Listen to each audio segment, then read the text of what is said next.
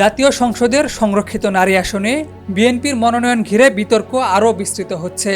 সুবর্ণ শিকদারকে নিয়ে আলোচনার মধ্যে এবার সামনে এসেছে আরেকটি নাম, অ্যাডভোকেট মাধবী মারমা। দলীয় তালিকা অনুযায়ী সংরক্ষিত নারী আসনের প্রার্থীদের মধ্যে অ্যাডভোকেট মাধবী মারমাও রয়েছেন। তবে তার অতীত রাজনৈতিক ও পেশাগত সম্পৃক্ততা নিয়ে উঠছে নানা প্রশ্ন।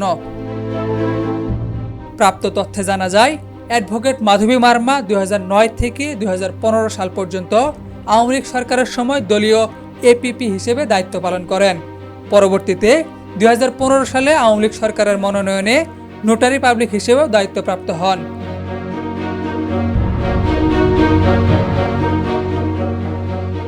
এই তথ্য সামনে আসার পর সোশ্যাল মিডিয়ায় শুরু হয়েছে নতুন করে আলোচনা সমালোচনা। অনেকেই প্রশ্ন তুলছেন, আওয়ামী লীগ সংশ্লিষ্ট থাকা ব্যক্তিরা কিভাবে বিএনপির মনোনয়ন পেলেন।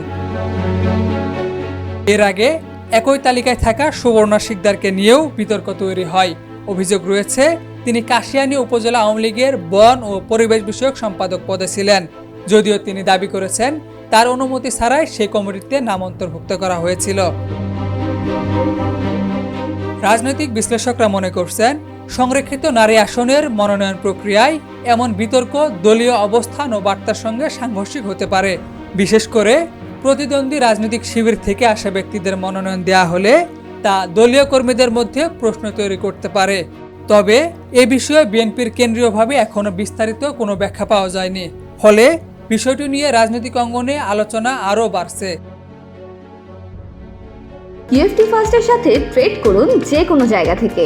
ক্যাম্পাসে ক্লাসের ফাঁকে, ঢাকার জ্যামে বসে কিংবা ঘরে বসে, ট্রেডিং এখন হাতের মুঠোয়। তাই ট্রেড করুন যখন খুশি, যেখানে খুশি।